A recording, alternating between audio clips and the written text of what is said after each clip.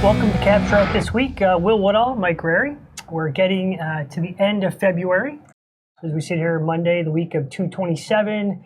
Today and tomorrow we'll be through February. It's been a tide-changing month based on the numbers from January. February is not shaping up to be that great for the equity markets, as we sort of expected based on some of the data we've seen. So let's jump into the week's returns on the equity side first.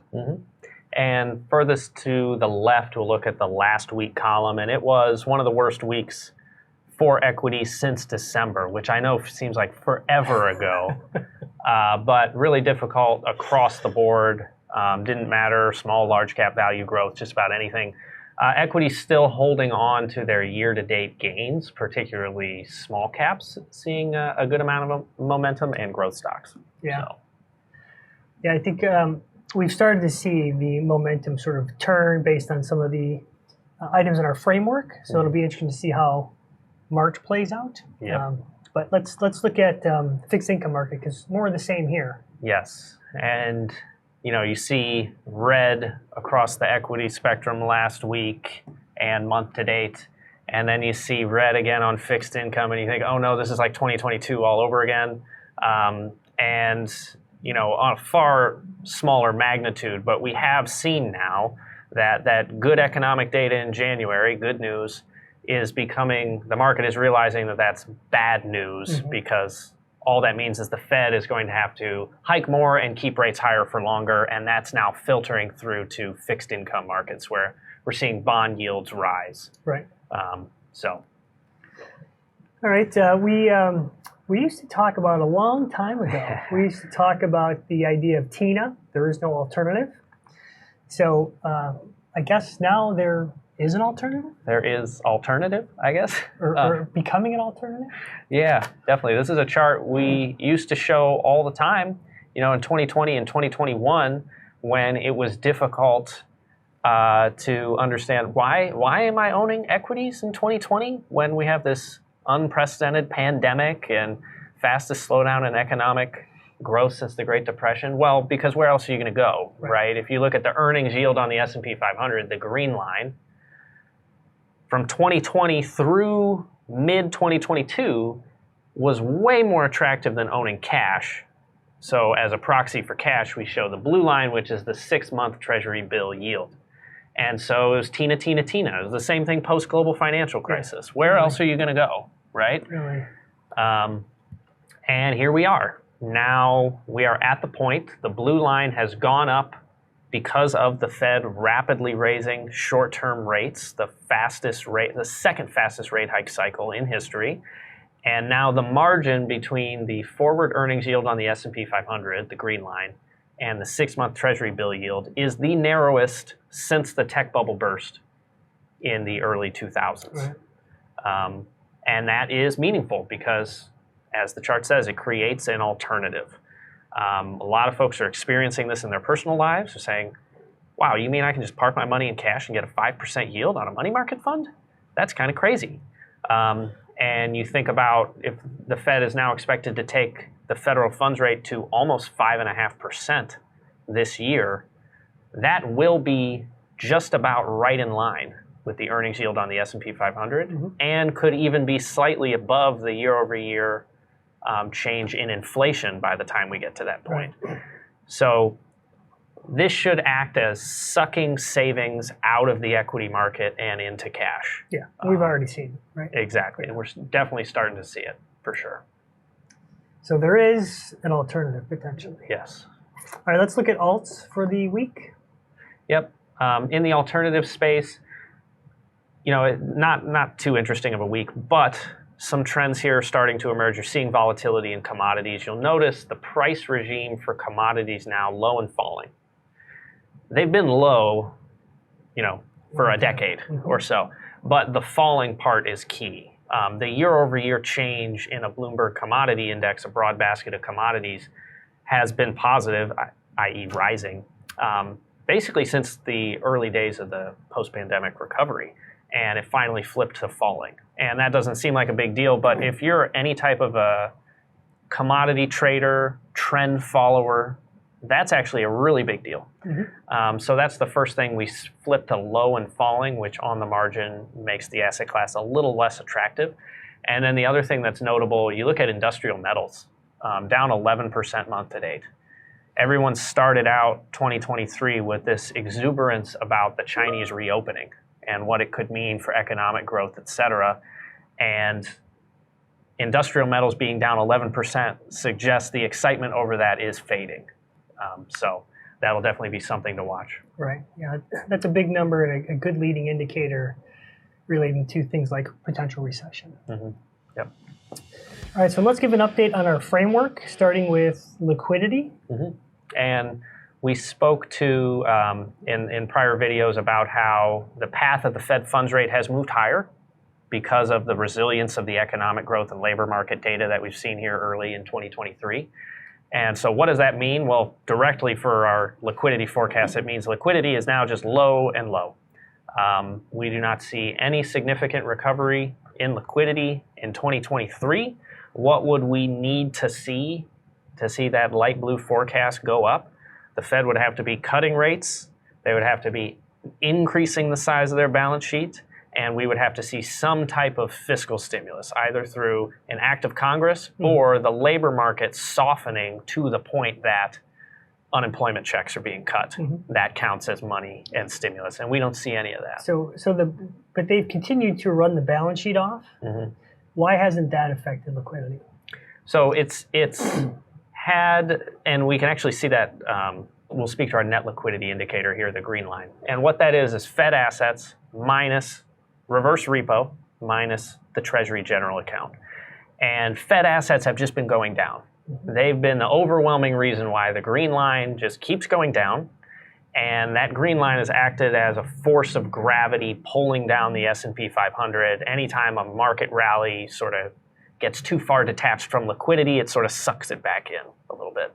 Except for right now, which you say maybe we're just starting to come back down to. Liquidity implied fair value on the S&P is something around 3,500. But while this has been happening, you have these other two things happening in the background, reverse repo and Treasury general account.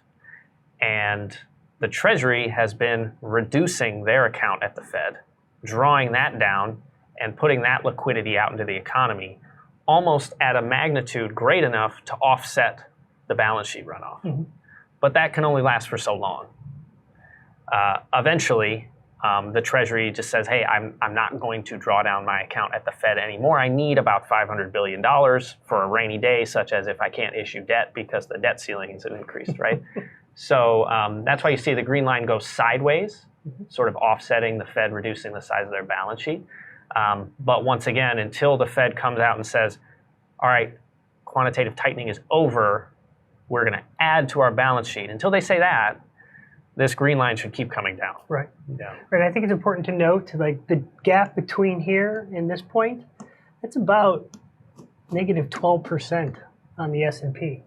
So from today's price levels, that's a substantial drop, and we've seen it correct historically to those levels. Yeah. So there's no indication to suggest to us that this time's different, and we should see gravity pull that number closer to the 3,500 mark. All right, let's move on to inflation.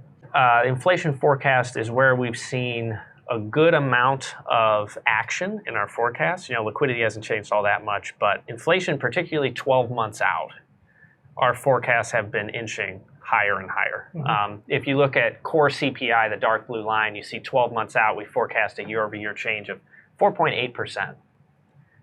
And when we were heading into this year, we were thinking it'd be around 3.5%.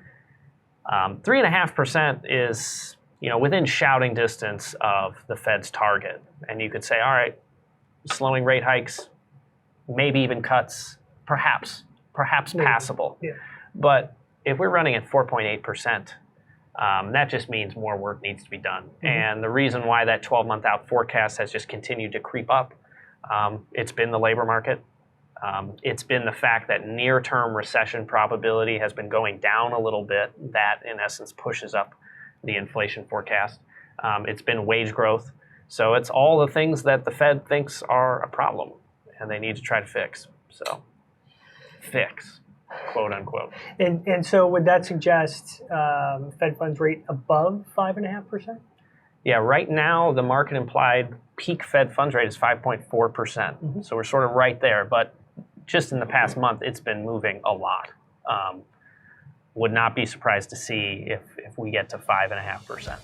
All right, so let's turn to economic growth. The Atlanta Fed, the nowcast is mid to upper twos for the first quarter. Big range of changes in estimates. We're 2 months in. How do we reconcile, like, how much could they be off? Because our models, I think, would suggest we're not going to have that robust of growth. Right. This far out from the actual first estimate of Q1 GDP growth, which we won't get until the end of April, their models can be off, 2% in either direction. So, no doubt it's encouraging that their estimate is up 2.5%, and that's a reason why the market was getting excited in January. But once again, good news is bad news here, right? And if you look at the type of data that has been surprising, it's been the labor market. So weekly jobless claims, initial claims, coming in very, very low. Obviously, the January non-farm payrolls report, the February report will be very, very interesting. Retail sales in January. What do all these things have in common? Well, they're all in one way, shape, or form related to the consumer. Consumers are getting jobs, keeping their jobs, getting wage gains, and spending it on services. And so that's obviously good news right now, with the caveats that we're talking about some of the largest seasonal adjustments in the calendar year, so they should be taken with a grain of salt anyway. Right. And then the other thing is, as long as inflation is still outpacing personal income, which it is, spending now means you are either, in order to be able to spend on the magnitude that we've seen here recently, you're either depleting your excess savings that you built up during COVID, or you're re-levering your balance sheet, you're taking on more debt, or you are liquidating financial assets. That's really the only way you can subsidize this increase of spending, because the prices of things are going up faster than income and wages are going up. Yeah. And all of those things have a shelf life. So more spending now means you'll just exhaust those things sooner. So that's sort of how we would characterize it. Yeah, and we have seen recent data I've looked at showing credit card growth has eclipsed and is now at all-time highs again, credit card debt. Right. And interest rates on that debt are at all-time highs. That's part of the difficulty. Any consumer who, say, for example, had a credit card that they just put their groceries on every week, well, of course, that balance, even if you don't carry it month to month, is going to be 10 to 20% higher than it was a year ago. Right. But the marginal cost of using that debt has gone up so much that it's just becoming increasingly unattractive. Yeah. Okay, so let's take a look at an update to our recession forecast. And not a significant change week over week, but just recapping the changes to our recession forecast we've seen year to date. Nearer term recession probability coming down slightly. Medium to longer term recession probability, meaning 6 to 12 months out, recession probability remaining elevated. So, if you start to look at the different data points within our recession forecast, and you look at the short indicators at the bottom, you see a lot of green lights and yellow lights. A lot of the green lights in some way, shape, or form have the labor market baked into them. So, of course, the labor market right now is a green light in terms of probability of recession. But then once you move out into the short, medium term, that's where you get a lot more red lights. Things like the Conference Board LEI. I mean, the Conference Board as an institution has one of the best track records at predicting turns in the business cycles, ever. And they've been doing it for longer than anybody. And their LEI has been negative for almost 6 consecutive months now. And labor market clearly doesn't care. But you see that's definitely a red light. Things like new orders to inventory suggests inventories are still building, new orders are slowing. Housing starts, those are still coming in worse than expected. So it's such a mixed bag right now. But really, until the labor market breaks down, it's almost impossible to say that we're in a recession right now. So talk about the labor market breaking down, and it never breaks down until you're generally in recession. Right. But talk about the speed of which it can break down, because the charts we look at, it can drop quickly. Right. It Once can. you're in that recession. It definitely can. And you look at the non-farm payrolls report. A lot of times, once there is a turning point in the economy, it drops quickly heading into a recession. Two, the data you're looking at, if you're looking at non-farm payrolls data heading into a recession, for example, heading into 08 or 2000 or whatever, it's all heavily revised. Mm-hmm. A lot of it gets revised down dramatically after the fact. After the fact. Yeah. So, there's that aspect to it as well. And then the other thing to keep in mind is, the seasonal adjustments here. Once again, we're not saying there's anything wrong with seasonal adjustments, but if you're going to take any non-farm payroll report with a grain of salt, it would be the January report. Because if you strip out the seasonal adjustments, the reality is 2.5 million jobs were lost in January, right? That's not like a hot take or anything. That's what normally happens in January. The seasonal adjustment was over 3 million. So there's a lot of noise, right? Ultimately, it will start to normalize February, March, April. If we see continued strong job gains in February, March, April, that's when, if you're the Fed, you got to be thinking, I might have to get the Fed funds rate up to 5.5%, 6% maybe, in order to feel confident that I've won the war against inflation. Yeah. I mean, clearly their objective is to slow the labor market. Yes. And so they're going to make that happen. Yeah. Somehow. So, all right, let's leave it there for this week. Thanks for joining. And if you have questions, let us know. Have a great week.